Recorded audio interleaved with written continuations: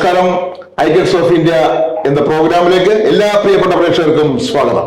ഇന്ന് icons of ഇന്ത്യയിൽ നമ്മുടെ അതിഥിയായി എത്തിയിരിക്കുന്നത് ആലുവ എന്ന സ്ഥലത്തു നിന്നും 10-12 വർഷങ്ങൾക്ക് മുമ്പ് സൗദി അറേബ്യയിലെത്തി പ്രവാസിയായി ജുബൈലി എന്ന സ്ഥലത്ത് നെതാജ് എഞ്ചിനീയറിംഗ് എന്ന സ്ഥാപനം നടത്തുന്ന നഹാസ് സാറാണ്. Nahas Karim sir, icons of ഇന്ത്യയിലേക്ക് സ്വാഗതം. Thank you. അപ്പൊ നമ്മൾ ആലുവയിൽ നിന്നാണ് ഇങ്ങോട്ടെത്തിയല്ലേ? നമുക്ക് ആലുവയിൽ തന്നെ പിടിക്കാം. നമ്മുടെ നാടല്ലേ, നാട്ടിലെ വിശേഷങ്ങൾ അറിഞ്ഞിട്ട് നമുക്ക് നേരെ ഇങ്ങോട്ടെത്താം. അപ്പൊ പറയുക, ആലുവയിൽ എവിടെയായിരുന്നു? ആലുവയില് എന്റെ വീട് കടുങ്ങല്ലൂർ ഏലൂക്കരയിലാണ്. ഏലൂക്കര. വാപ്പ ഉമ്മയുടെ പേര്? വാപ്പ അബ്ദുൽ കരീം. ആള് 2018 മരണപ്പെട്ടു. ഉമ്മയുണ്ട്, അനിയനുണ്ട്, ഖത്തറിലാണ്. അനിയത്തി +2 പഠിക്കുന്നു. ഓക്കെ. അപ്പൊ 3 പേരല്ലേ? 3 പേരാണ്. ശരി. വിദ്യാഭ്യാസമൊക്കെ എവിടെയായിരുന്നു? വിദ്യാഭ്യാസം ആലുവയിൽ തന്നെയായിരുന്നു. ആലുവ സെന്റ് ജോൺസ് സ്കൂളിലാണ് 10ാം ക്ലാസ് വരെ. അതിനുശേഷം ആലുവ ബോയ്സ് ഹയർ സെക്കൻഡറി സ്കൂളിലായിരുന്നു +2. പിന്നീട് ബിടെക് നെഹ്റു കോളേജിലായിരുന്നു പാലക്കാട്. അപ്പൊ പിന്നെ പഠിച്ചു കഴിഞ്ഞപ്പോ തന്നെ എനിക്ക് സൗദിയിലേക്ക് പോകണമെന്നുള്ള ആഗ്രഹം ഉണ്ടാവുകയാണ്. നാട്ടിലേക്ക് എന്നുള്ള ആഗ്രഹമില്ലായിരുന്നു? ആ ടൈമിൽ തന്നെ നമുക്ക് സൗദി നമ്മളൊരു വിഷനിൽ ഉണ്ടായിരുന്നു. മനസ്സിൽ സൗദി ആയിരുന്നു സ്വപ്നം അല്ലേ? സൗദി സ്വപ്നം ആയതുകൊണ്ടല്ല, എന്റെ അങ്കിള് ഇവിടെ ആയിരുന്നു, സൗദിയിലാണ്. അപ്പൊ ആൾക്ക് ഒരു കമ്പനി സ്വന്തമായിട്ടുണ്ട് ഇവിടെ ഉണ്ട്. അപ്പൊ ഞാൻ സ്വാഭാവികമായിട്ടും ഇവിടെ എത്തിപ്പെടുമെന്ന് വഴി അല്ലേ വിശ്വാസം ഉണ്ടായിരുന്നു. അതെ അതെ അതെ അതെ. അതുകൊണ്ട് നമ്മൾ സ്വപ്നം കണ്ടു, സൗദിയാണ് നമ്മുടെ ജോലി സ്ഥലം എന്നുള്ളത്. അതെ അതെ. അങ്ങനെ അങ്കിളിന്റെ പേരെന്താണ്? കുഞ്ഞുമോൻ. അല്ലേ? ഏത് സ്ഥാപനം വളർത്തിക്കൊണ്ട്? ഒരു പൈപ്പിംഗ് ഇൻസ്റ്റാളേഷൻ കമ്പനി ആയിരുന്നു, അത് കോൺട്രാക്ടിങ് കമ്പനി ആയിരുന്നു. ഫൈബർ ഗ്ലാസ് പൈപ്പിംഗ് എന്ന് പറയുമ്പോൾ നാട്ടിലില്ല, അത് ഇവിടെയുള്ളത്. കാരണം ഇവിടെയാണ് ഏറ്റവും കൂടുതൽ ഡീസാലിനേഷൻ പ്ലാന്റുകൾ ഉള്ളത്. അപ്പൊ ഡീസാലിനേഷൻ പ്ലാന്റിന്റെ ഭാഗമായിട്ട് അല്ലെങ്കിൽ കൂളിംഗ് വാട്ടർ ലൈൻസ്, ഈ കടൽ വെള്ളം ശുദ്ധീകരിക്കുന്ന സ്ഥലത്താണ് ഈ പൈപ്പ് ഉള്ളത്, ഫൈബർ ഗ്ലാസ് പൈപ്പിംഗ്. അപ്പോ അതിന്റെ ഇൻസ്റ്റാളേഷൻ ആയിരുന്നു ഞങ്ങൾ ചെയ്തുകൊണ്ടിരുന്നത്. Okay okay okay. അപ്പൊ ഇനി ബാക്കി വിശേഷങ്ങൾ പറഞ്ഞു. നദാജ് എഞ്ചിനീയറിംഗിന്റെ വിശേഷങ്ങൾ. നദാജ്, അതായത് അതിന്റെ ഇടയിൽ വേറൊരു കഥ പറയാനുണ്ട്. കഥകളൊക്കെ കേൾക്കാൻ നമുക്ക് പ്രേക്ഷകർക്ക് ഭയങ്കര ഇഷ്ടമാണ്. 2017 ഞാൻ പറഞ്ഞല്ലോ, ഞാൻ ഏകദേശം ഒരു സ്വന്തം നിലയിലേക്ക് എത്തിയ നമ്മള് മലയാളത്തിൽ പറഞ്ഞ ഒറ്റക്കാലിൽ നിൽക്കണം. സ്വന്തം കാലിൽ അല്ല, ഒറ്റക്കാലെന്നല്ല, സ്വന്തം കാലിൽ നിൽക്കുക എന്നല്ലേ? അതെ അതെ, തീർച്ചയായും. മറ്റുള്ളവരെ ഡിപ്പെൻഡ് ചെയ്യാതെ ഈ ബിസിനസ് എന്ന് പറഞ്ഞ സംഭവം നമ്മുടെ ബ്ലഡിൽ പണ്ടേ ഉണ്ട് എന്നുള്ളൊരു. അപ്പൊ അങ്ങനെ ഞാൻ ചെറുപ്പത്തിൽ തന്നെ സ്വന്തമായിട്ട് ഒരു ബിസിനസ് സ്വന്തമായിട്ടായിരിക്കണം എന്നുള്ളൊരു സ്വപ്നം പണ്ട് മുതലേ ഉണ്ട്. അപ്പൊ അതിന്റെ ഭാഗമായിട്ട് എന്നിലേക്ക് എത്തിച്ചേർന്നപ്പോ ഞാൻ ഓപ്പർച്യൂണിറ്റി തട്ടിക്കളഞ്ഞില്ല. കിട്ടിയ ഓപ്പർച്യൂണിറ്റി മാക്സിമം യൂട്ടിലൈസ് ചെയ്യാനാണ് ഞാൻ നോക്കിയത്. ഇപ്പൊ 2016-17 ടൈമില് ഞാൻ ഇതേപോലെ ഞാൻ സ്വന്തം, എൻ്റെ ഒരു ഫ്രണ്ട് സൗദി ഉണ്ട്. അപ്പൊ ആളായിട്ട് അന്നും ഈ പറഞ്ഞ ഇത്രയും സ്ട്രിക്റ്റ് അല്ല ഇവിടെ, ഈ ഒരു ഇപ്പോഴത്തെ ഒരു അവസ്ഥയിൽ അന്ന് കുറച്ചും കൂടി ഫ്രീഡം ഉണ്ട്. അപ്പൊ അങ്ങനെ 2016-17 ഞാൻ സ്വന്തമായിട്ട് ബിസിനസ് ചെയ്തുകൊണ്ടിരുന്ന ടൈമില് എൻ്റെ ഒരു ഫ്രണ്ട് ദുബായിലുണ്ട്. അപ്പൊ ഞങ്ങള് പറഞ്ഞു, നമുക്ക് പേരെന്താണ്? ഫയാസ്. പ്രോഗ്രാം കാണുമായിരിക്കും. അപ്പൊ അങ്ങനെ ഞങ്ങള് 2017 ഇങ്ങനെ ഡിസ്കസ് ചെയ്തു, നമുക്ക് സ്വന്തമായിട്ട് നാട്ടിലൊരു സ്ഥാപനം തുടങ്ങാം. കാരണം ഞങ്ങള് അപ്പൊ കല്യാണം കഴിച്ചിട്ടുള്ളൂ. എത്ര കാലം സൗദിയിൽ അല്ലെങ്കിൽ നീ ദുബായിൽ ഉണ്ടാവും എന്നറിയില്ല. അപ്പൊ നാട്ടില് നമുക്ക് എന്തെങ്കിലും അതിന്റെ ഒരു ഭാഗമായിട്ട് അവൻ അവിടെ ഒരു ക്ലോത്ത് ഫാം എന്ന് പറഞ്ഞിട്ട് ഒരു നാട്ടിലല്ല, ദുബായില് ഒരു ഓൺലൈൻ സ്റ്റോർ നടത്തിക്കൊണ്ടിരിക്കുകയാണ്. അപ്പൊ ആ ഒരു സെയിം സംഭവം നാട്ടിലേക്ക് നമുക്ക് മാറ്റാം, നാട്ടിൽ നമുക്ക് ചെറുതായിട്ട് തുടങ്ങാം എന്നുള്ള നിലയിൽ ഞങ്ങൾ തുടങ്ങി. അത്യാവശ്യം തരക്കേടില്ലാത്ത രീതിയിൽ 2018 ജാനുവരിയിൽ നമ്മൾ സ്റ്റാർട്ട് ചെയ്തു. അപ്പൊ ഞാൻ സൗദിയിലും നാട്ടിലും അങ്ങനെ മാറി അത് മെയിൻറ്റെയിൻ ചെയ്തു. അതിന്റെ ഇടയിലാണ് നാട്ടില് 2018 ഓഗസ്റ്റ് ആ വെള്ളപ്പൊക്കം. അപ്പൊ ഞങ്ങളുടെ ആ ഒരു ഭാഗത്തായിരുന്നു ഏറ്റവും കൂടുതൽ അഫക്ട് ചെയ്തൊരു ഭാഗം.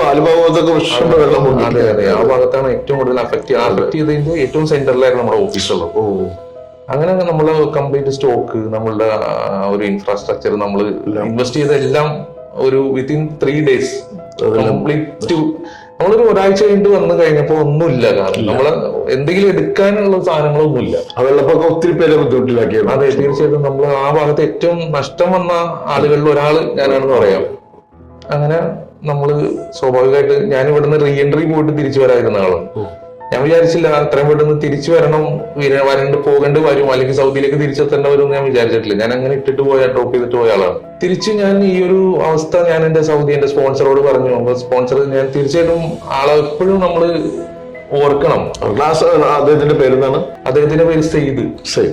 ആൾക്ക് ആ വിസ തരാൻ തോന്നിയതാണ് എനിക്ക് അന്ന് വരാൻ പറ്റിയത്. കാരണം അല്ലെങ്കിൽ നമ്മൾ റീ എൻട്രിയിൽ പോയി കഴിഞ്ഞാൽ 3 വർഷത്തേക്ക് സൗദിയിലേക്ക് വരാൻ പറ്റില്ല. പക്ഷെ ആൾ ആ വിസ അന്ന് തന്നത് കൊണ്ട് എനിക്ക് ആ ഒരു വെള്ളപ്പൊക്കം കഴിഞ്ഞ് ഏകദേശം ഒരു 5-6 മാസത്തിനകം എനിക്ക് ഇങ്ങോട്ട് കയറാൻ പറ്റുകയുള്ളൂ.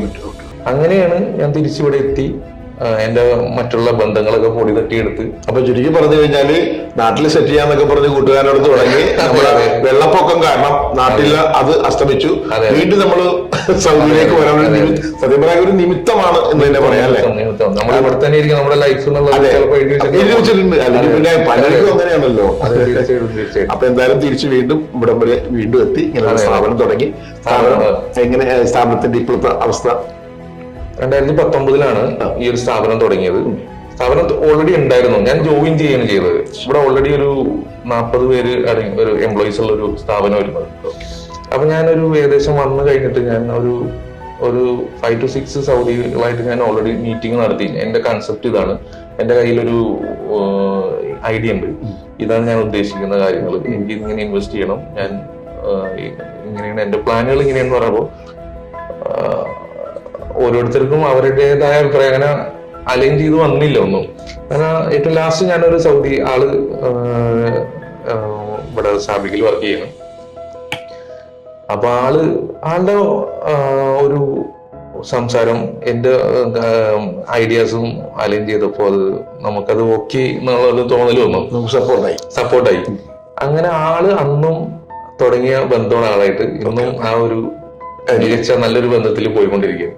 അദ്ദേഹത്തിന്റെ കൈ ഇതിലാണ് നമ്മൾ കൈ സഹായം നമുക്ക് കിട്ടി. 2019 നമ്മൾ തുടങ്ങി ഏകദേശം ഒരു 2-3 മാസം കഴിഞ്ഞപ്പോഴാണ് ഇവിടെ കോവിഡ് സ്പ്രെഡ് ആവുന്നത്.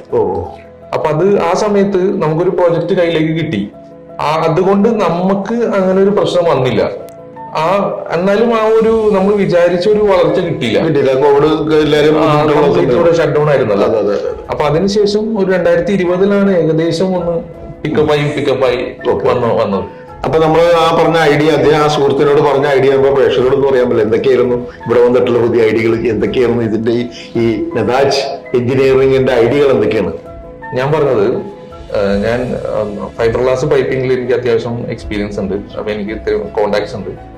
അതേപോലെ തന്നെ എപ്പോക്സി കോട്ടിംഗ് ഞങ്ങളും ഇപ്പോഴത്തെ മേജർ ബിസിനസ് ഏരിയ എന്ന് പറയുന്നത് എപ്പോക്സി കോട്ടിംഗ് ആണ്. കോൺക്രീറ്റ് റിപ്പയർ, അത് സ്ട്രക്ചറൽ റിപ്പയർ ഉണ്ട്, കോസ്മെറ്റിക് റിപ്പയർ ഉണ്ട്, പ്ലസ് ഇൻഡസ്ട്രിയൽ കിച്ചൺ. ഇവിടെ ജുബൈൽ എന്ന് പറയുന്നത് ജുബൈൽ എന്താണെന്നുള്ളത് ആദ്യം നമ്മൾ അറിയണം. ലോകത്തിൽ തന്നെ ഏറ്റവും വലിയൊരു ഇൻഡസ്ട്രിയൽ സിറ്റിയാണ് ജുബൈൽ എന്ന് വെച്ചാൽ. ഏകദേശം ഒരു 6 ലക്ഷം പോപ്പുലേഷൻ, 6 ലക്ഷത്തിന് മേളിൽ പോപ്പുലേഷൻ ഉണ്ട്. അതേപോലെ തന്നെ ഇവിടെ ഏറ്റവും സദാറ കോംപ്ലക്സ്, അങ്ങനെ ഒരുപാട് കെമിക്കൽ പ്ലാന്റുകൾ. ഇവിടുത്തെ major business area petrochemicals ആണ്. അപ്പൊ അതുമായിട്ട് ബന്ധപ്പെട്ടുള്ള സംഭവമാണ് ഈ പറഞ്ഞ എപ്പോക്സി കോട്ടിങ്. അതായത് സബ്സിഡറി ആയിട്ട് വരും. അതായത് ഒരുപാട് വെയർ ഹൗസുകൾ, വർക്ക്ഷോപ്പുകൾ, അങ്ങനെ. അപ്പൊ ആ ഒരു ഏരിയയാണ് നമ്മൾ തിരഞ്ഞെടുത്ത ഏരിയ. അതെ. അദ്ദേഹത്തിനോട് ഫൈബർ ഗ്ലാസ് പൈപ്പിംഗ് ആണ്. ഞാൻ അങ്ങനത്തേക്ക് സ്വാഭാവികമായിട്ട് ഞാൻ പോലും അറിയാം, ഞാൻ നേരത്തെ പറഞ്ഞ പോലെ എന്തൊക്കെ ലക്ക്, കിട്ടുന്ന ഓപ്പർച്യൂണിറ്റീസ് മാക്സിമം യൂട്ടിലൈസ് ചെയ്യുക, അതാണ്. അപ്പൊ നമ്മള് ആ വെള്ളപ്പൊക്കത്തിൽ വന്ന് നമ്മുടെ തുടങ്ങിയ എല്ലാം നശിച്ചു പോയി കഴിഞ്ഞപ്പോൾ സത്യത്തില് ദുഃഖം തോന്നിയില്ലേ? സങ്കടം തോന്നിയില്ലേ?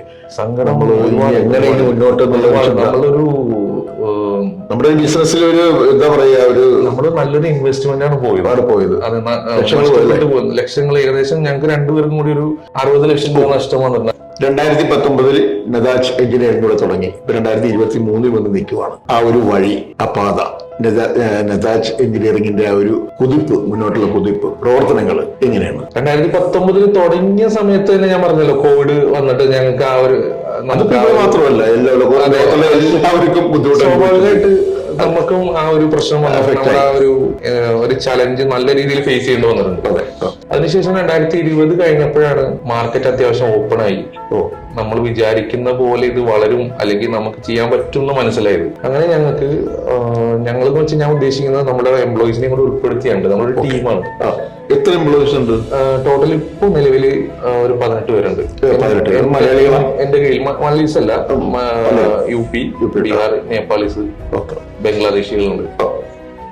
പിന്നെ ഇവിടെ കൊളീഗ്സ് ഉള്ളത് മാംഗ്ലൂരി. അപ്പോ അങ്ങനെ അതെ 2021 ശേഷമാണ് നമുക്ക് പ്രൊജക്ടുകളൊക്കെ വന്നു തുടങ്ങി. അപ്പൊ നമ്മൾ ഓരോ കസ്റ്റമേഴ്സിനെ നമ്മൾ ഡീൽ ചെയ്യുമ്പോഴും ആ ഒരു ബന്ധം മാക്സിമം നിലനിർത്താൻ നോക്കി. അതായത് ചെയ്യുന്ന വർക്കുകൾ നമ്മൾ എപ്പോക്സി ഫ്ലോറിംഗ് ആണ് ആദ്യം ആ ഒരു മേജർ ബിസിനസ് ഏരിയ ആയിട്ട് കണ്ടത്. അപ്പോൾ അത് ചെയ്ത് കഴിഞ്ഞാൽ നമ്മൾ ഒരു 2 വർഷം, സാധാരണ ഇവിടെയുള്ള കോമ്പറ്റീറ്റേഴ്സ് 1 വർഷം വാറന്റി കൊടുക്കുമ്പോൾ നമ്മൾ 2 വർഷം വാറന്റി കൊടുക്കും. അതേപോലെ തന്നെ നമുക്ക് ഇവിടെ കോമ്പറ്റീറ്റേഴ്സ് ആരൊക്കെയാണെന്ന് വ്യക്തമായിട്ട് പഠിച്ചിട്ട് അവർ ചെയ്യുന്ന അവരുടെ വർക്കുകളൊക്കെ കണ്ട് അതിൽ മികച്ചതായിട്ട് എങ്ങനെ ചെയ്യാൻ പറ്റും എന്ന് നോക്കി നമുക്ക് ആദ്യമുള്ള സപ്ലൈയേഴ്സ്, നമ്മുടെ ഇവിടെ സപ്ലൈയേഴ്സ് ഉണ്ട്, സിഗ്മ, പോസ്റ്റ്റോക്ക്, ബാസഫ്, അങ്ങനെയുള്ള ഈ ഏറ്റവും മികച്ച കോട്ടിംഗ് മെറ്റീരിയൽസ് പ്രൊവൈഡ് ചെയ്യുന്ന ടീംസ് ആണ് ഇത്. അപ്പൊ അവരായിട്ടുള്ള നല്ലൊരു അലയൻസ് വരുത്തി. എന്നിട്ട് മാക്സിമം കസ്റ്റമേഴ്സിന് മാക്സിമം സാറ്റിസ്ഫൈ ചെയ്യുക.